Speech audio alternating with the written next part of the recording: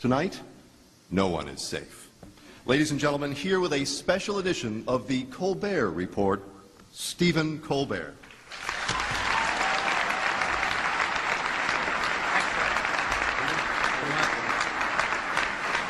Thank you, ladies and gentlemen.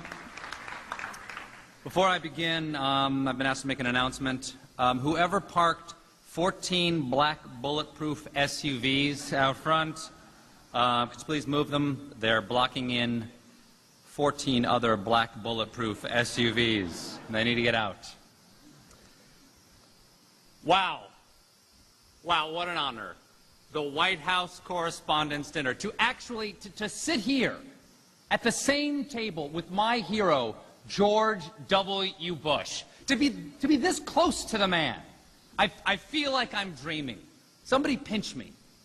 You know what? I'm a pretty sound sleeper. That may not be enough. Somebody shoot me in the face. Is he really not here tonight? Damn it. The one guy who could have helped.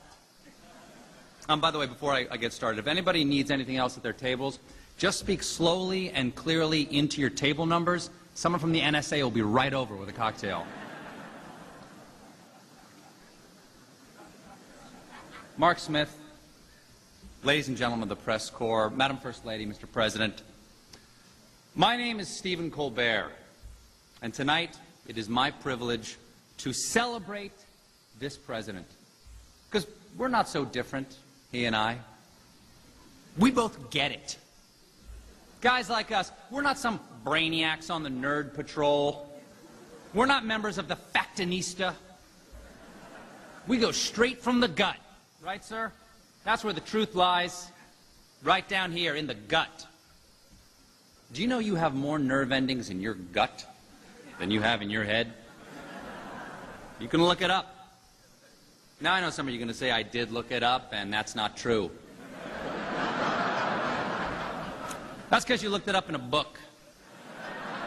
Next time, look it up in your gut. I did. My gut tells me that's how our nervous system works. Every night on my show, The Colbert Report, I speak straight from the gut, okay? I give people the truth unfiltered by rational argument. I call it the no-fact zone. Fox News, I hold a copyright on that term.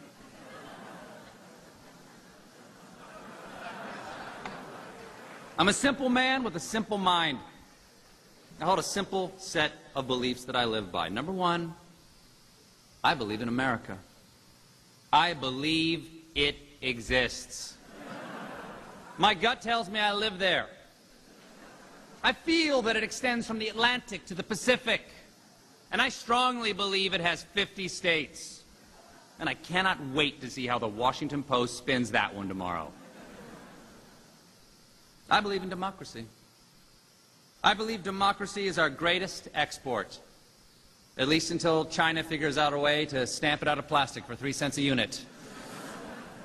As a matter of fact, Ambassador Zhou Wenxiang, welcome. Your great country makes our Happy Meals possible.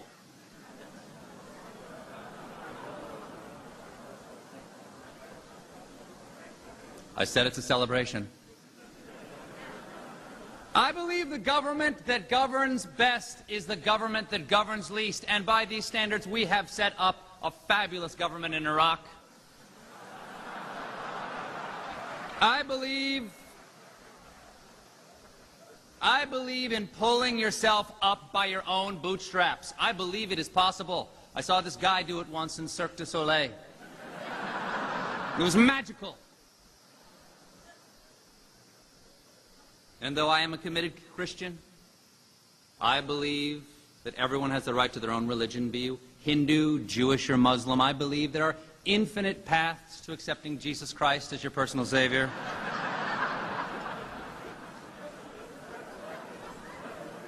Ladies and gentlemen, I believe it's yogurt.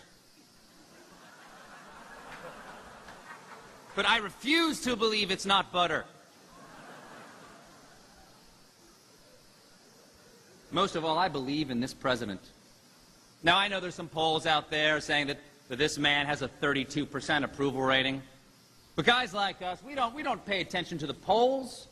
We know that polls are just a collection of statistics that reflect what people are thinking in reality.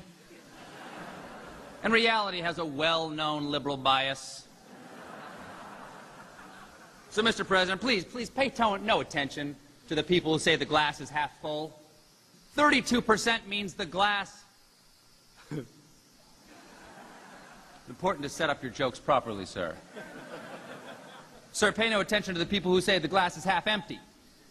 Because 32% means it's 2/3 empty. There's still some liquid in that glass, is my point. But I wouldn't drink it. Last third is usually backwash. Okay. Look, folks, my point is that I don't believe this is a low point in this presidency. I believe it is just a lull before a comeback. I mean, it's like the movie Rocky, all right? The president in this case is Rocky Balboa, and Apollo Creed is everything else in the world. It's the 10th round. He's bloodied. His corner man, Mick, who in this case I guess would be the vice president, he's yelling, "Cut me, Dick, cut me." And every time he falls, everyone says, "Stay down, Rock, stay down." But does he stay down? No. Like Rocky, he gets back up, and in the end, he actually loses in the first movie. Okay, doesn't matter. Doesn't matter. The point is, it is the heartwarming story of a man who was repeatedly punched in the face.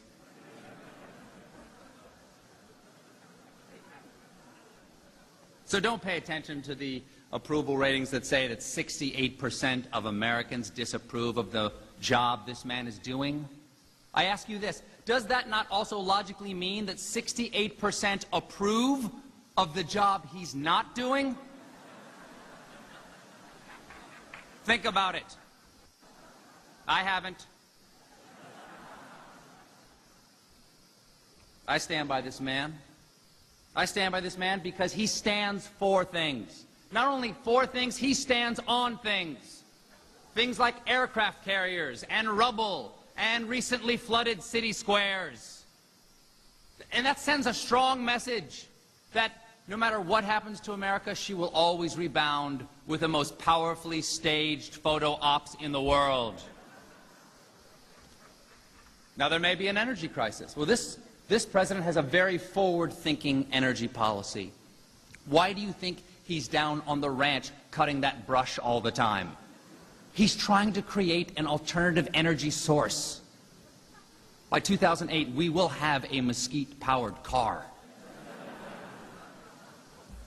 And I just like the guy.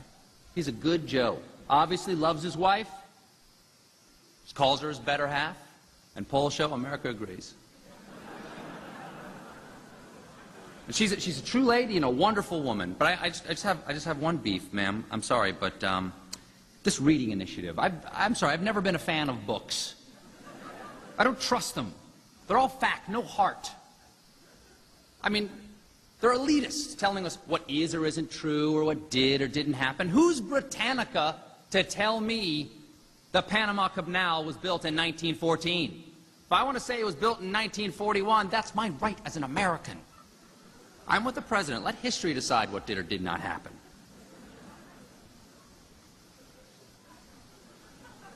The greatest thing about this man is he's steady. You know where he stands. He believes the same thing Wednesday that he believed on Monday, no matter what happened Tuesday. Events can change. This man's beliefs never will. And as excited as I am to be here with the president, I am appalled to be surrounded by the liberal media that is destroying America, with the exception of Fox News. Fox News gives you both sides of every story, the president's side and the vice president's side. But the rest of you, what are you thinking? Reporting on NSA wiretapping or secret prisons in Eastern Europe? Those things are secret for a very important reason. They're super depressing.